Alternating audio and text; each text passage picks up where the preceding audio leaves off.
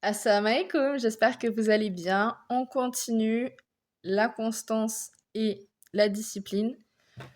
On va voir aujourd'hui El-Hafiz et El-Hafiz. Donc, quelle est la différence? On le voit avec le ya qui succède la kasra, El-Hafiz, El-Hafiz. Donc, c'est pas la même chose. Donc, je vais vous lire la définition. Pour celles et ceux qui ne sont pas abonnés, j'espère que vous allez bien. N'hésitez pas à vous abonner, à commenter, à liker, à partager pour me donner un petit peu plus de force, Inch'Allah, bi'idhnillah. Le but du challenge étant que tous les jours, je vous mette une nouvelle vidéo donc sur un nom différent d'Allah Azzawajal. Vous avez une playlist avec déjà les premières vidéos. Si vous voulez aller les regarder, Inch'Allah. Donc aujourd'hui, on voit ces deux noms. Je vous lis la description. À vous, si vous voulez, si vous connaissez déjà le nom, d'écouter peut-être sous une forme de livre audio pour en apprendre plus ou de prendre un cahier pour prendre des notes. Le but étant de tous les jours en apprendre un petit peu plus sur un nom différent d'Allah Azzawajal. Alors, bismillah. Le livre étant celui-ci. Donc vous allez voir que sur les premières vidéos, il y a deux livres différents, mais c'est normal. Je trouvais plus optimal en fait de faire avec celui-là. Voilà. Bismillah. Allah le Très-Haut énonce A'udhu billahi minash shaitanir rajim, bismillahir rahmanir rahim. Mon Seigneur est de toutes choses le gardien. Sourate Hud, verset 57. Ton Seigneur est le gardien de toutes choses. Sourate Sabah, verset 21. Dieu est témoin de tout ce que font de ce que font ceux qui prennent des protecteurs en dehors de lui, et tu n'es point le garant de leur salut. Sourate Al-Shura, verset 6. Dieu est le meilleur gardien et il est le plus miséricordieux des miséricordieux. Sourate Yusuf, verset 64. Pendant que nous assurions leur sauvegarde. Sourate Al-Anbiya, verset 82. C'est nous, en vérité, qui avons révélé le Coran, et c'est nous qui en assurerons l'intégrité. Sourate Al-Hijr, verset 9. Ces deux sublimes noms indiquent qu'Allah est caractérisé par la préservation. Cet attribut comprend deux aspects. Le premier, il sauvegarde par la connaissance qu'il a de toutes les informations. Rien ne lui échappe. À l'opposé se trouve l'oubli. Or, Allah s'est exempté de ce défaut dans la mesure où il possède une science complète et préserve avec perfection. Il dit « Ton Seigneur n'est point oublieux ». Sourate Maryam, verset 64. La connaissance de leur sort, dit Moïse, est inscrite dans un livre auprès de leur Seigneur, auprès de mon Seigneur, qui n'est sujet ni à l'oubli ni à l'erreur. Sourate Taha, verset 52. Il les aura toutes recensées, mais eux en auront perdu jusqu'au souvenir. Sourate Al-Mujadala, verset 6. Ainsi, le Seigneur protège les œuvres des hommes, recense leurs propos et connaît leurs intentions, ainsi que tout ce que renferme leur poitrine.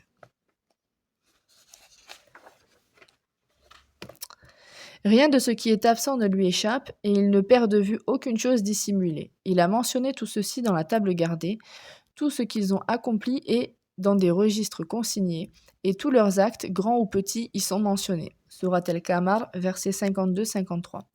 Allah a chargé de nobles anges scribes de conserver les œuvres des serviteurs. Il dit, en vérité, il n'est point d'âme qui ne soit sous la surveillance d'un ange gardien. Sourate Al-Tariq, verset 4. Alors que vous êtes constamment surveillés par de nobles scribes qui sont au courant de tout ce que vous faites. Sourate Al-Infitar, verset 10-12. Cette signification de la surveillance divine implique que sa science cerne tous les états des serviteurs, tant intérieurs qu'extérieurs et tant apparents que secrets. Il est nécessaire qu'il soit écrit dans la tablette gardée et dans les registres qui se trouvent entre les mains des anges. En outre, il est tenu de connaître les mesures qui leur sont prédestinées, leur perfection, leurs manquements, les proportions de leur rétribution relatives à la récompense et au châtiment, et le lot qu'il leur attribuera par sa grâce et son équité.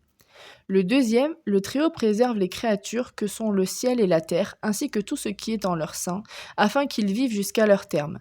Par conséquent, ils ne disparaissent pas, ne tombent pas dans l'oubli, ne chancellent pas, et aucune collision entre deux choses ne se produit. Rien de tout cela ne pèse lourd pour lui, ni ne lui est difficile. Et il déclare les cieux et la terre dont la garde ne lui coûte aucune peine. Sourate Al-Baqarah, verset 255. Il surveille le ciel pour qu'il ne tombe pas sur la terre. Il retient le ciel pour l'empêcher de tomber, sauf par sa permission sur la terre. Sourate Al-Hajj, verset 65. Et du firmament, nous avons fait une voûte inexpugnable, et cependant, il demeure insensible à toutes ces merveilles. Surat Al-Anbiya, verset 32. Dieu maintient les cieux et la terre pour les empêcher de s'affaisser. Surat Al-Fatir, verset 41. Par ailleurs, le Tout-Puissant a pris l'engagement de garder son puissant livre. C'est nous en vérité qui avons révélé le Coran et c'est nous qui en assurons l'intégrité. Surat Al-Hijr, verset 9. Ainsi, aucune corruption ne peut l'atteindre, ni aucune modification, ni le moindre changement. Au fil des jours et du temps, le Coran est resté tel quel. Ces versets sont demeurés comme Allah les a révélés à son prophète sallallahu alayhi wa sallam. Il continuera d'être conservé et réservé et préservé par Allah azawajal. Une autre signification de ce nom réside dans ce que le Tout-Puissant sauvegarde ses serviteurs contre tout ce qu'ils détestent. Cette protection prend deux formes, générale et particulière. La protection générale, il les préserve en leur facilitant l'accès à la nourriture, à la boisson et à l'air. Il les guide vers leurs intérêts et vers tout ce qu'il leur a prédestiné en termes de nécessité et de besoin. C'est une orientation générale que le Seigneur rappelle, celui qui a déterminé la nature propre de chaque créature et lui a montré la voie à suivre. Surat Taha, verset 50.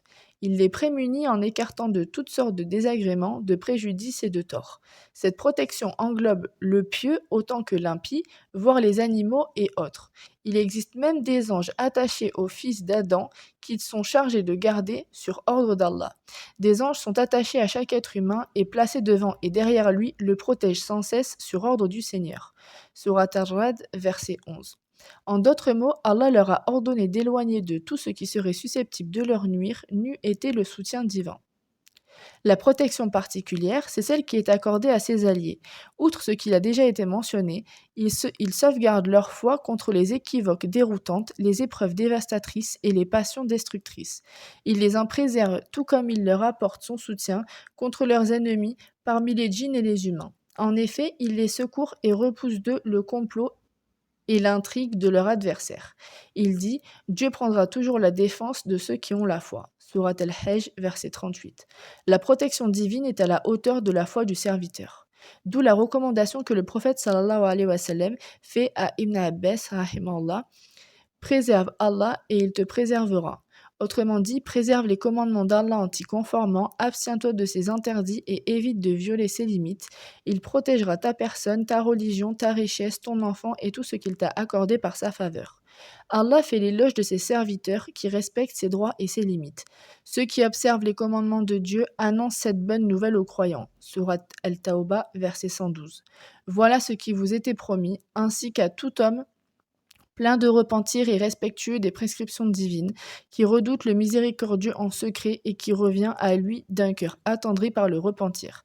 Surat Qaf, versets 32-33. Il faut inclure dans cette deuxième catégorie la protection de l'unicité de ses antithèses et de ses manquements, car c'est ce qui mérite le plus d'être défendu et préservé. Il convient d'y ajouter la sauvegarde des rites de l'islam, en particulier la prière. Soyez assidus aux prières, notamment à la prière médiane, et que le culte que vous rendez au Seigneur soit observé avec humilité. Surat Al-Baqarah, verset 238. L'ouïe, la vue et le cœur font également l'objet de cette protection, car il sera demandé compte à l'homme de ce qu'il aura fait de l'ouïe, de la vue et du cœur. Surat Al-Isra, verset 36. Il convient d'y ajouter tout ce qu'Allah a ordonné à ses serviteurs de protéger pour lesquels il a promis une récompense en retour. La protection divine se résume donc à prendre la défense des serviteurs et à les préserver de tout mal et de toute calamité. Personne ne peut protéger la religion, les affaires mondaines ou quoi que ce soit appartenant aux fidèles, si ce n'est Allah. Dieu est le meilleur gardien et il est le plus miséricordieux des miséricordieux. Surat Yusuf, verset 64. Qu'il est beau de voir le serviteur non seulement préserver ce qu'Allah lui a ordonné de protéger, mais également l'invoquer afin qu'il le sauvegarde, dans sa religion, ses affaires mondaines et contre tout mal et toute calamité. Dans un hadith consigné dans le Musnad et autres, Ibn Omar radiallahu anhu confie au soir et au matin, le prophète sallallahu alayhi wa sallam ne délaissait jamais ses invocations. Ô Allah, je te demande de me protéger en ce monde et dans l'au-delà. Ô Allah, pardonne-moi, protège ma religion, mes affaires mondaines, ma famille et mes biens. Ô Allah, recouvre mes défauts et apaise mes craintes. Ô Allah, protège-moi devant moi, derrière moi, sur ma droite, sur ma gauche et au-dessus de moi. Je cherche refuge auprès de ta grandeur, contre toute attaque venant en dessous de moi. Voilà pour le nom d'aujourd'hui. J'espère que cette vidéo vous a plu. Encore une fois, n'hésitez pas à vous abonner pour suivre toutes les vidéos et je vous dis inch'Allah à demain pour un autre nom. Salam alaikum.